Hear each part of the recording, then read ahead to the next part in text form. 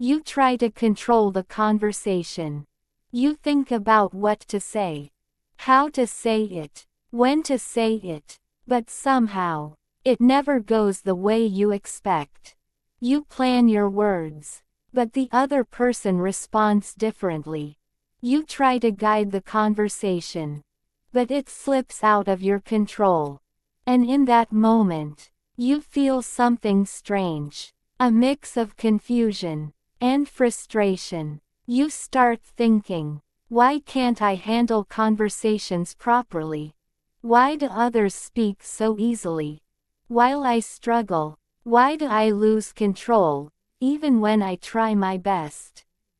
At first, you might think it's just communication skill. But it's deeper than that. Because this doesn't just happen once. It happens again and again, in different conversations, with different people, and slowly, it starts affecting you. You begin to hesitate. You overthink before speaking. You replay conversations in your mind, thinking about what you should have said, what you could have done differently. And without realizing it, you start losing confidence, not just in conversations, but in yourself. But here's something important. The problem is not that you can't control conversations. The problem is, you are trying to control something that was never meant to be controlled. At first, it feels like a small problem.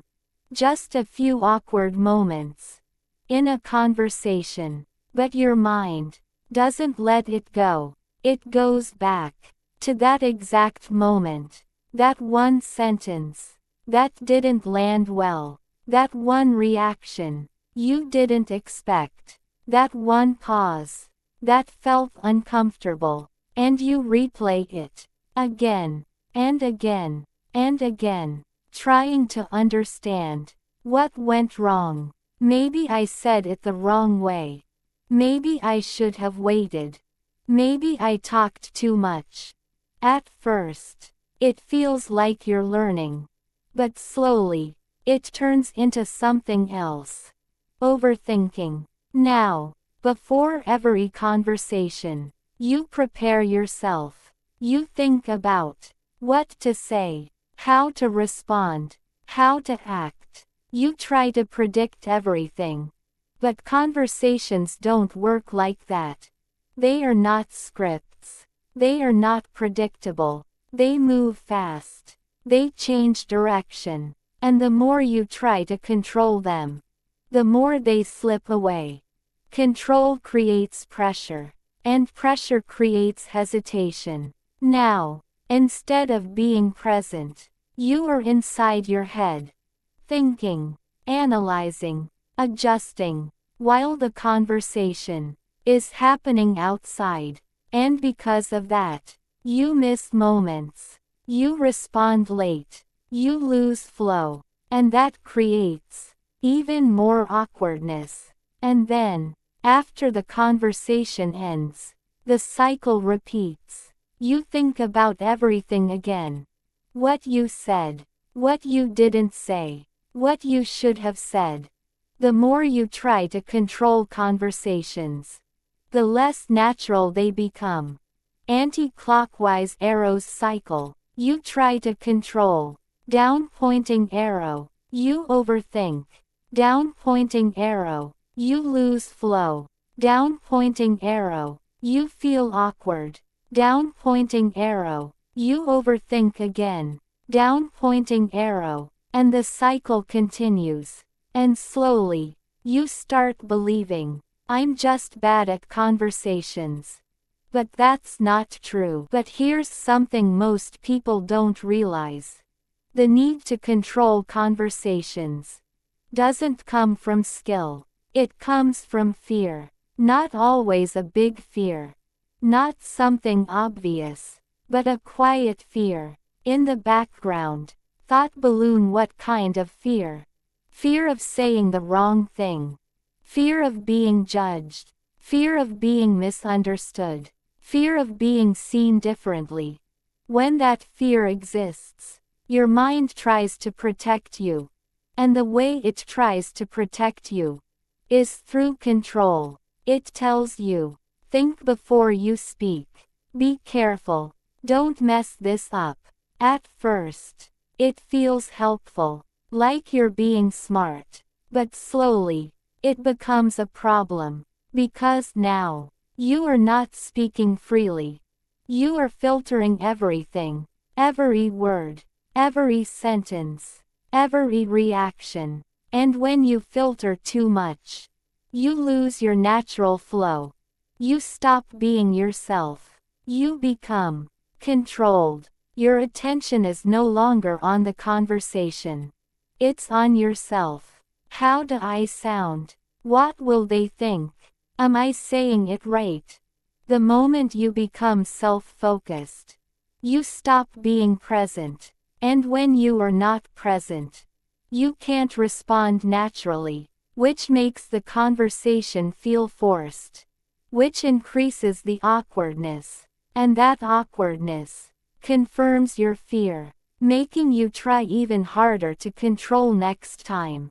You're not struggling with conversations. You're struggling with the fear behind them.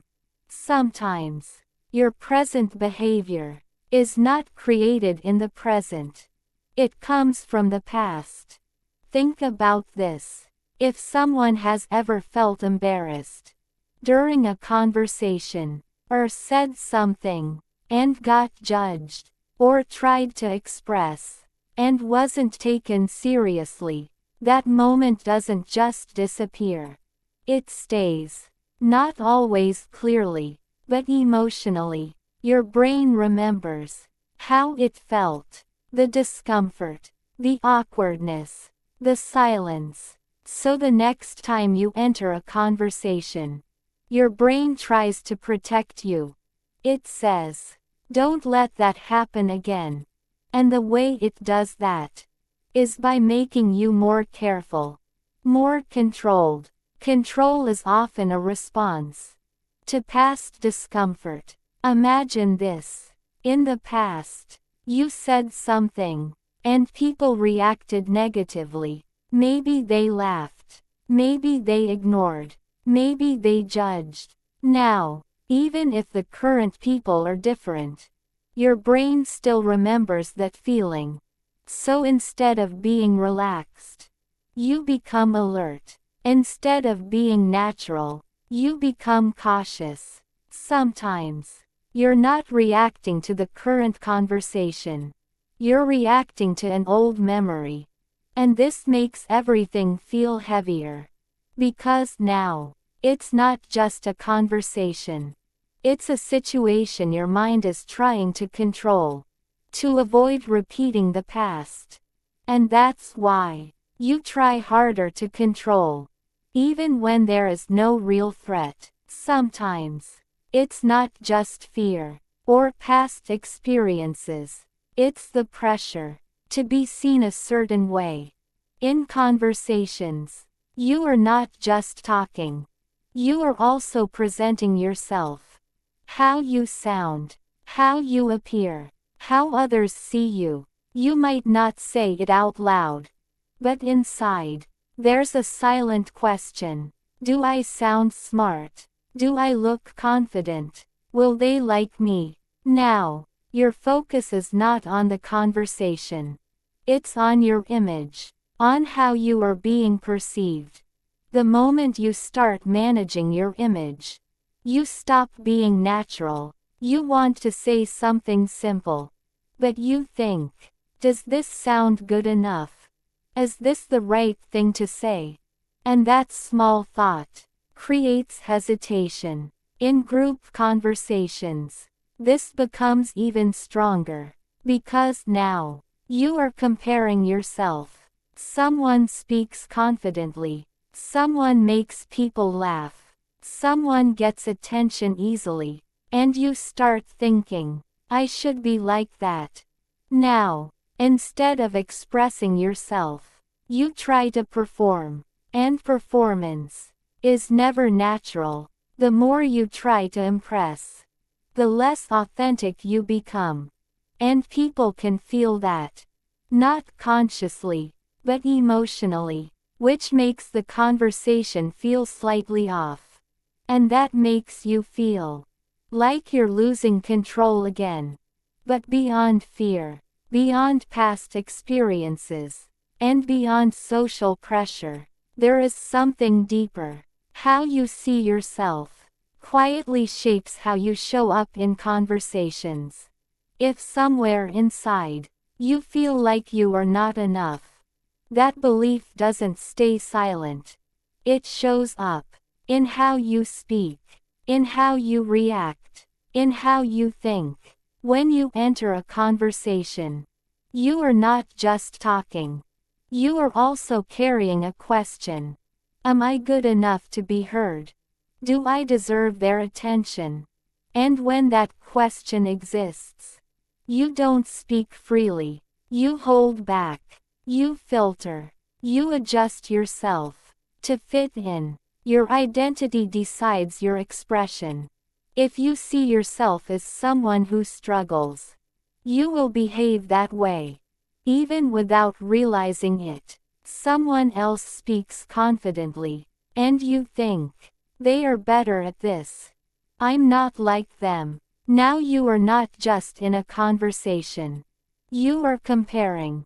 And comparison always creates pressure. The way you see yourself decides how freely you express yourself. And slowly, you stop being natural, not because you don't know how to talk, but because you don't feel like you can. And this makes you try even harder to control the conversation. At some point, you begin to notice something, not about others, but about yourself. You realize that every time you try to control the conversation, it becomes harder, more forced, more unnatural, and every time you let go, even slightly, it feels easier, more real, more flowing. And that's when a new thought appears. What if the problem is not my communication? What if the problem is my need to control? This is where everything starts changing. Because now, you are not trying to fix your words. You are questioning your approach. Conversations are not meant to be controlled. They are meant to be experienced. They move naturally. They change direction. They are unpredictable. But you were trying to predict every response, plan every sentence, control every outcome, and that made everything feel heavy. Because control creates pressure, and pressure blocks flow. The moment you stop trying to control the conversation, you start becoming part of it. Instead of asking, "What should I say next?" you begin to ask, "What is actually happening right now?" You start listening more, not to respond perfectly, but to understand. And that changes everything. Because now, you are no longer inside your head. You are in the moment. So the real question is, how do you actually stop trying to control conversations? Warning: first truth. You don't fix this by trying harder. You fix this by letting go. Bomb step 1. Notice the control. The next time you're in a conversation, pay attention. Are you thinking too much before speaking? Are you trying to say the perfect thing? If yes, that's control. Brain awareness, just noticing it, is the first step.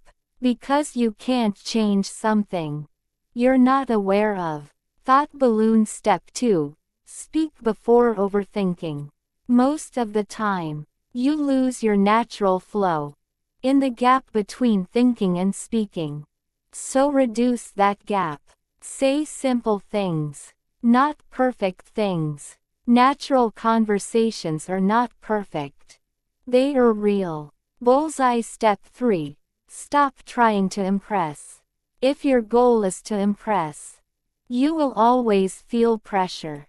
Instead, focus on expressing. Say what you actually think, not what sounds best. Expression creates connection, not perfection. Person in lotus position. Step 4. Accept imperfection. You will say awkward things sometimes. You will have pauses. You will make mistakes. And that's okay. Because conversations are human, not mechanical. Relieved face. Step 5. Stay present. Instead of thinking about your next sentence, focus on the current moment. Listen, observe, respond naturally. When you are present, you don't need control. And slowly, you start noticing something. Conversations feel lighter. You feel less pressure. And most importantly, you feel like yourself again. The truth is, you were never bad at conversations.